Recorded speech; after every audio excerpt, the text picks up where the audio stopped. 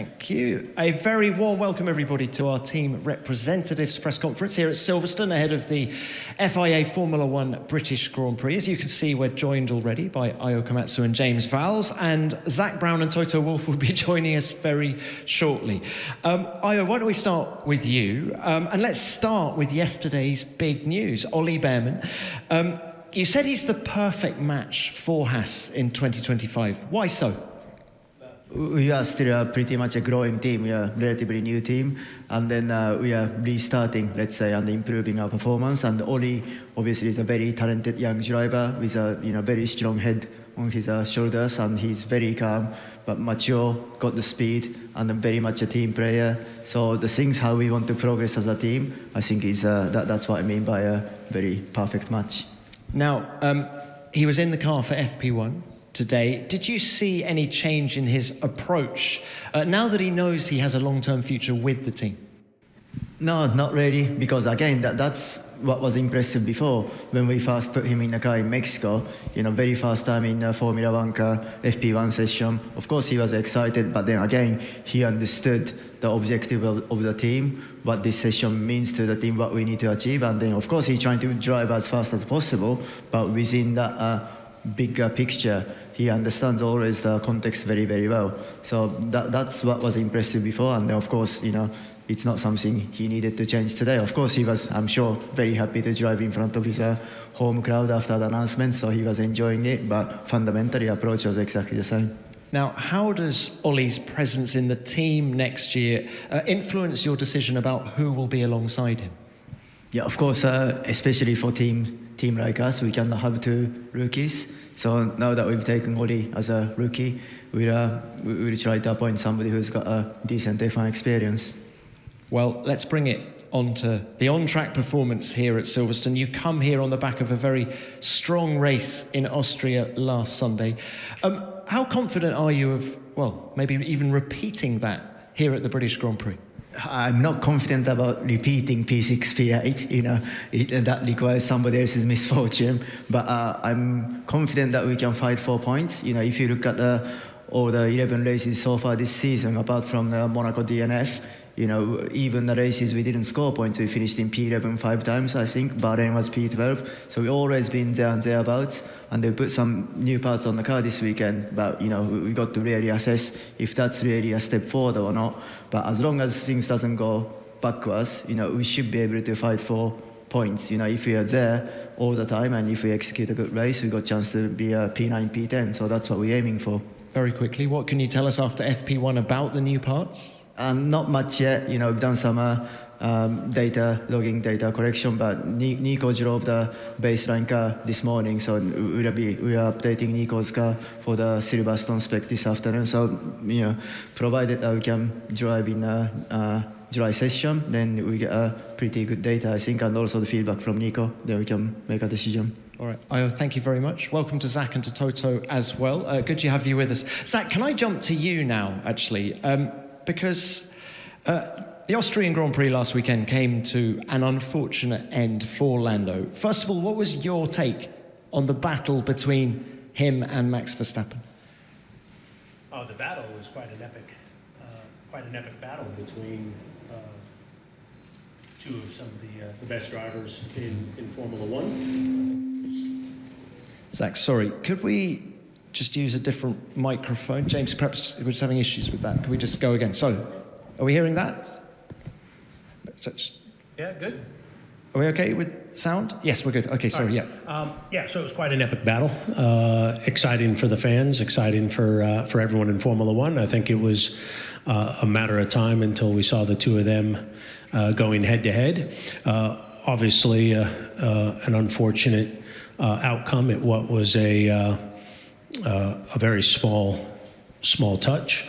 But I think as we reflect on the weekend, I think we need, and I think this is something that the FIA agrees with, we need to invest more in our stewarding to have greater consistency and enforcement of the regulations. I think having part-time stewards, it's a very difficult job. It's quite complex, and so to kind of do it on a part-time basis for the level Formula One is at, I think, is difficult because Max and Lando were just duking it out as you'd expect them to do, and until someone tells Max, hey, that's against the regulations, he's not going to know any different. And so I think there was missed opportunities for the stewards to make note.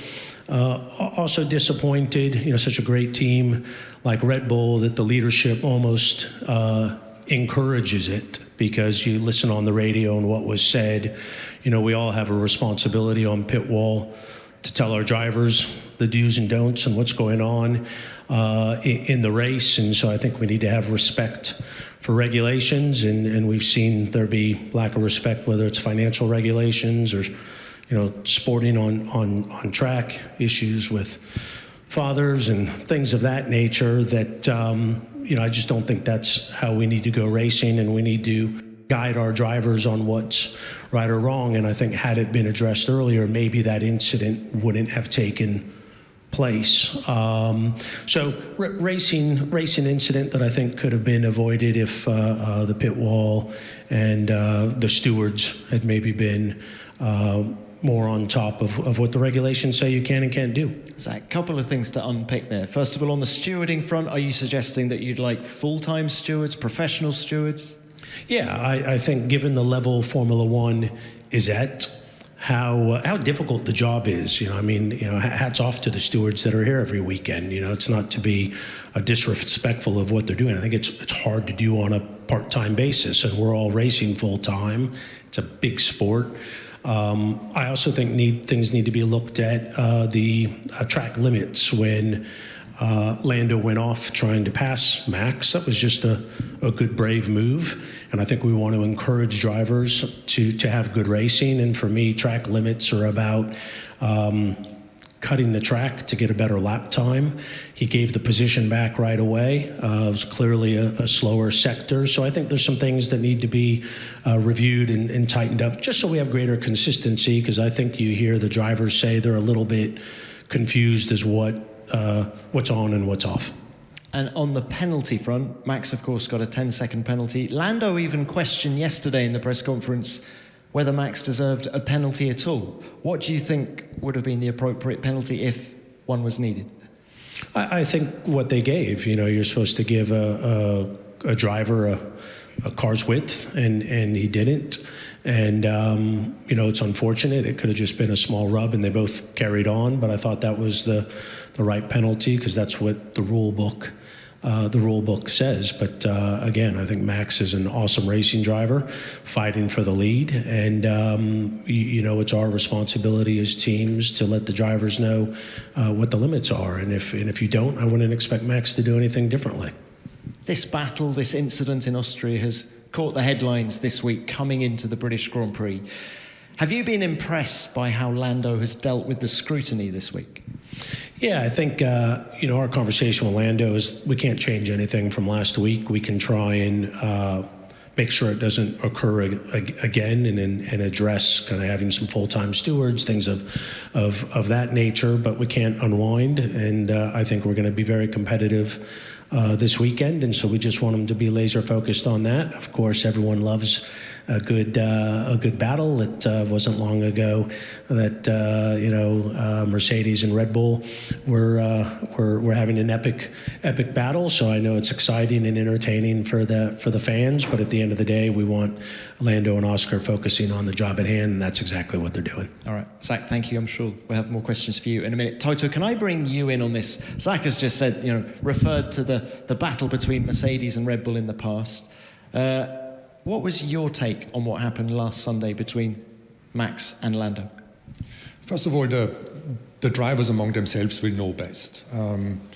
Lando and Max, they get on with each other very well. They will have discussed it.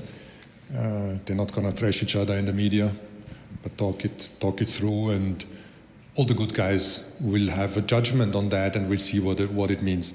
I think that's number one. And number two is there's a set of regulations. and those regulations give the boundaries to the drivers, what's on, what's not. You know, it's the same with track limits. You're either penalized or not, and in the same way, the way you race. And I think with regulations maybe a little bit vague or interpretations different from time to time, it's clear that the really good ones are going to push this as much as they can. And then we could end up in similar situations. It's not only among these two. I mean, we've seen it between the Alpines, et cetera, et cetera. So I agree with Zach on the regulations tell us what's on and what's off, number one. Number two, it's always, I tend to agree with Zach, it's always amusing to see the just one-dimensional comments of team principals where you think, let's be a little bit objective at least. Toto, do you think Max has changed his defensive driving tactics since he was battling with Lewis those years ago? No, I think this is the way he drives. That's what I've seen in Formula One since he's come, and I don't wanna say be judgmental on that. I think you drive as much as you're being let off. And I'm not saying that's good or bad, but you on a starting line, you go as much forward as you can without being penalized. On the track limits, you maximize the width that you can take. We, on technical regulations, we are maximizing every area. So the drivers will maximize every area from what's on and what's not. And that is as simple as it is. And that is on, or there was a 10-second penalty. Maybe that's what the consequence is. But that's okay. And of course, George was the beneficiary of what happened between Max and Lando. Do you think you can challenge for the win this weekend at Silverstone? I think Lando and Max are probably at the moment a little bit ahead of everybody else, and that's not only on a qualifying lap that can be very, very close, although it wasn't in Austria because it's a minute lap time and they're still a few tenths quicker. But on race pace, these two seem to still be a step ahead, but we are really pushing it hard to bring more tools and toys onto the cars, so we are going quicker, and that is a relentless push from all of the engineering and operations in Brackley and in Brixworth to be able to catch up. And at the moment, I think George winning the race has probably maximized it, and we were 15 seconds off before the crash, considering they were fighting a bit, so probably a little bit more. That is two and a bit tenths per lap, and this is where I would judge the gap is. And as long as we are not able to close that gap, we are not going to fight these two. All right, well, look, best of luck to you. And James, bringing it on to you now. Toto said this week that Carlos Sainz is now in his sights again for a seat at Mercedes next year. So the battle to sign Carlos remains fierce. How long are you prepared to wait for him? I mean, I'll go back to he's a world-class driver. So the decision isn't imminent. It's not today that we need to make it. But what I've said all along is actually the timeline is less important to me. What's more important is that whatever decision we come to or the driver comes to, it's about forging a long-term relationship with each other, i.e. both see the journey we're on and want that to be a part of their lives. I'm fairly sure you'll see all of this cleared up before we get to September. That's the normal time. If you look at a normal routine, we're actually just now going back into what is a normal schedule where August is spent doing contracts. But I'm pretty sure you'll find it all cemented by then. And do you have a plan B ready to go should Carlos choose to go elsewhere? Fundamentally, yes. Simple answer to it. Okay. James has always a plan B and C, the sheer nature of his previous job and engineering mind. I think we're on about Y or Z by now, just to be clear. But no, there's a lot of moving parts to it. More than the world will see, but it will all make sense, I think, when it fans out. All right, James, there are going to be lots of questions from the floor. I'd like to throw this open now. Who has got our first question, please?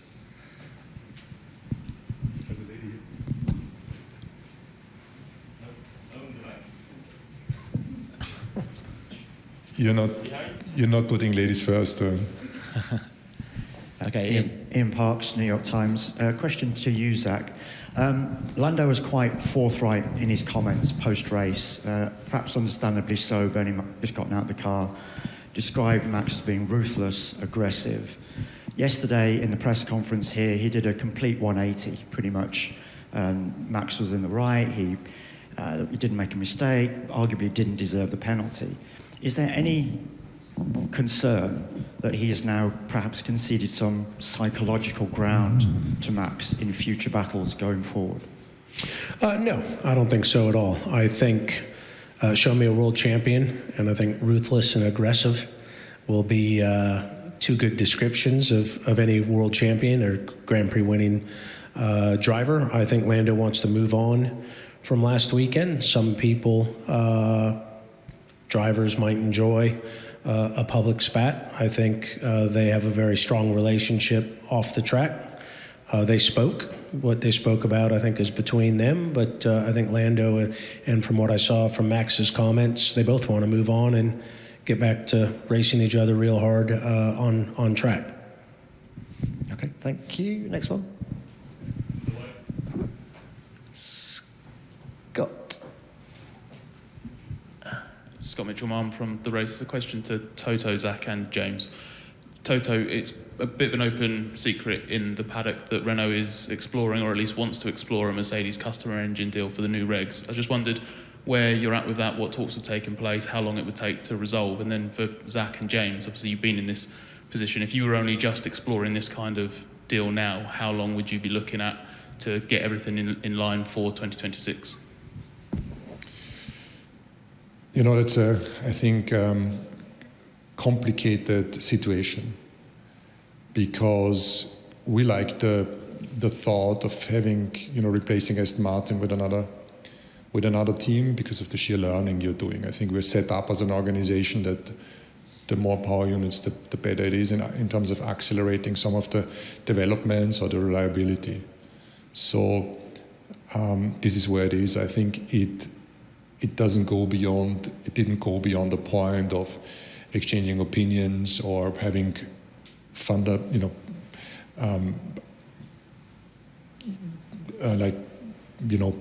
exploratory discussions.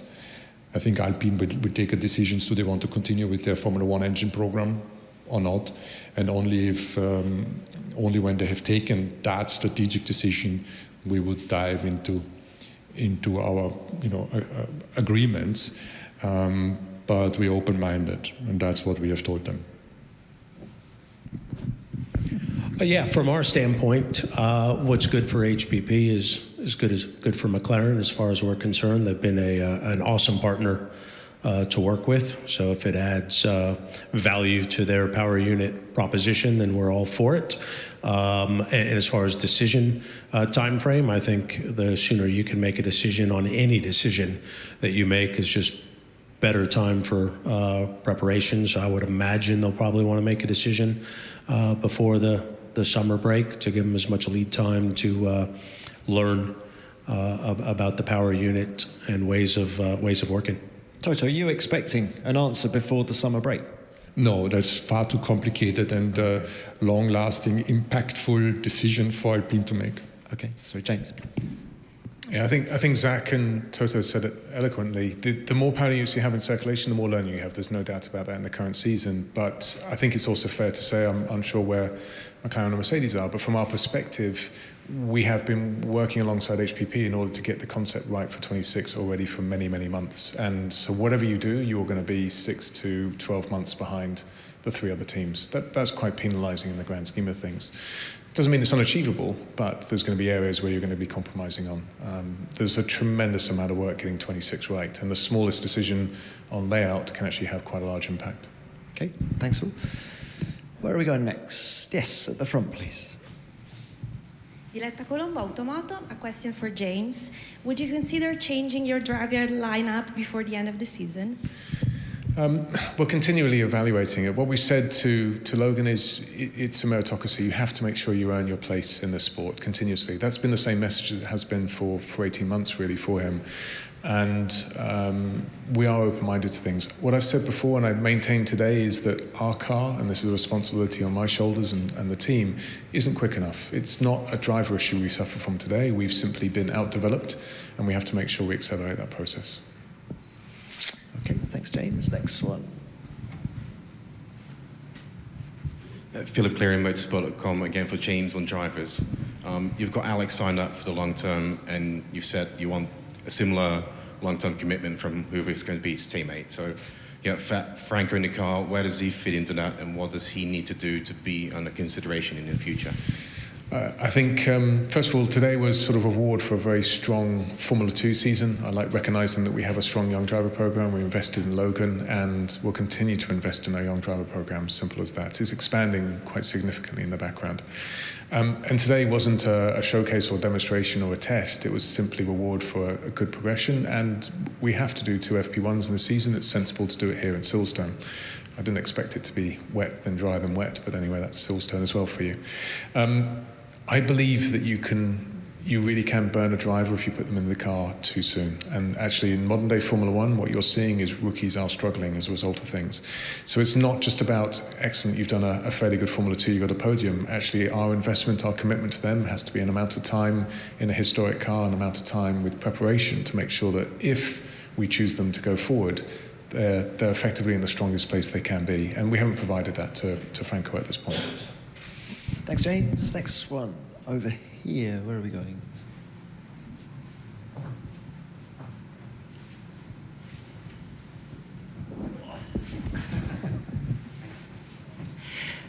Thomas Marr, PlanetF1.com. One for you, Zach, please. A lot of the drivers yesterday, they were quite, I suppose, not supportive, but they were kind of saying that the driving from Max last week wasn't actually all that bad. They were kind of saying that, excuse me, sorry. They were kind of saying that the way Max was driving last week wasn't actually all that bad. He didn't actually kind of progress beyond what he should have done in his battle with Lando. Sorry, I'm very nervous for some reason. But I'm just wondering, what aspects and what facets of Max's driving are you keen to see cleaned up going forward? I don't think it would be fair to characterize it as Max's driving. I think, as Toto mentioned, you see battles all throughout the field, and so I think we just need regulations that are black and white and enforced accordingly. So I don't think it would be fair to say Max is driving. I think all these drivers drive at the absolute limit, as they should.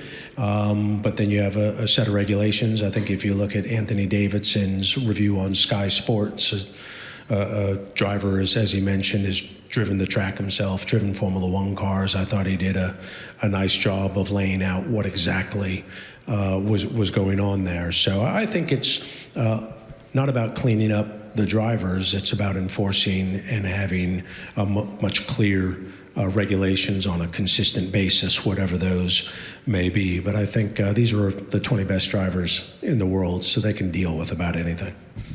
Don't expect them thrashing each other here, sitting on the sofa. I have lots of bad things to say about Zach, but I would never do it when he sits next to me. All right, thanks. Where are we going next?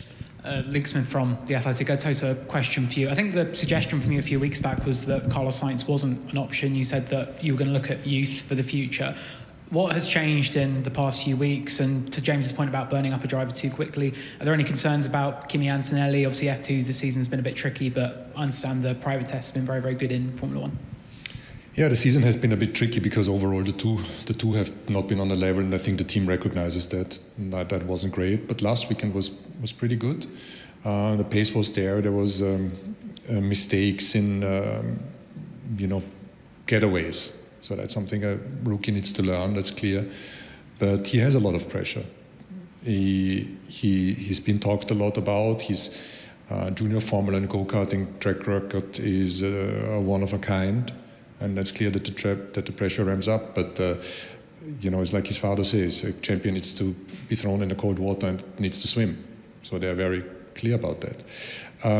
But the driver market at the moment is quite a dynamic, interesting thing.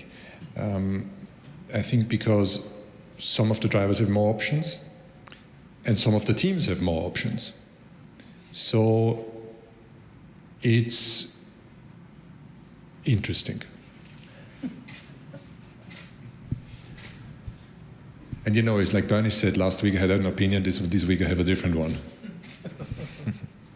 All right, thanks, Toto. Where are we going now? Yep. Hi, Henry Clark, the Daily Mail. A question for Zach, just to pick up on your answer to the first question. Obviously, every driver is different, got different characteristics, but you name some of the characteristics that you need to be a world champion. Based on what's happened with Lando changing his opinion in the last 24 hours, is there any concern that Lando is too nice? Is that something you need to work on with him, or are you happy with the way he is currently? Very happy with Lando. I think there's a difference between what a racing driver's like when the helmet goes on and the visor goes down, and what they're like Monday through Thursday, and how they communicate and carry themselves and the relationships that they have. So I think if you look, a lot of world champions, sweethearts outside of the race car, but pretty fierce once the helmet goes on, and Lando's no different. Thanks, Zach. Okay, next. Hi, Keith Collins, racefans.net. A question for Zach, please. Zach, given the point situations in the championship, is it fair to say you've got a strong and realistic chance of fighting for the Constructors' Championship?